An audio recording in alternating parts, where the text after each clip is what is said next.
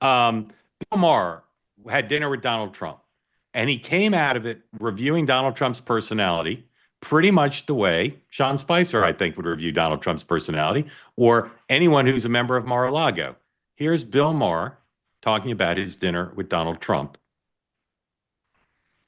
At one point, we were walking through his it is an amazing tour of the whole house. And I don't remember exactly what we were talking about, but it must have been something with the 2020 election, because I know he used the word lost. And I distinctly remember saying, wow, I never thought I'd hear you say that.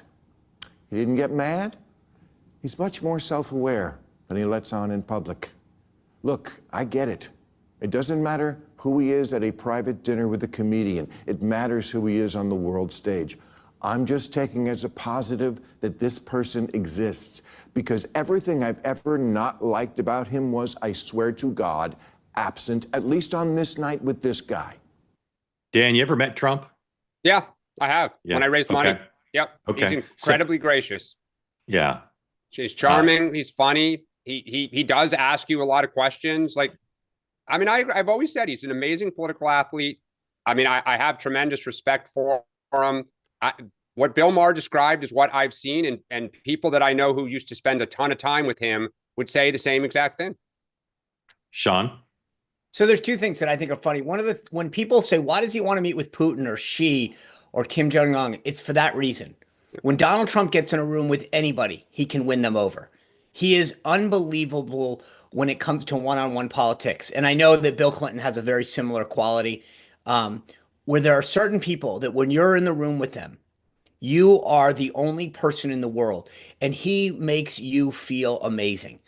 And I think that's part of the reason he loves getting in the room with the most difficult people in the world, because he believes, and not just believes, but I think he has proven that when he can go one-on-one with some of the most toughest individuals, business leaders, world leaders, he can win them over.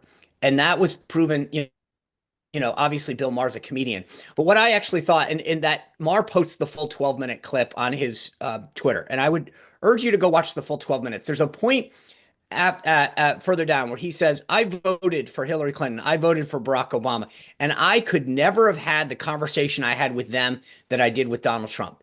And for all the people who say that he doesn't like condescending or opposing opinions, that's just not true.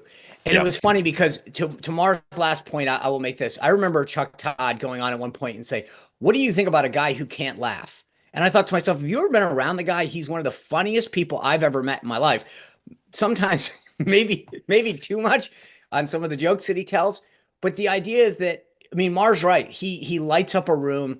He's funny as hell. And I'm glad that Maher got to see that.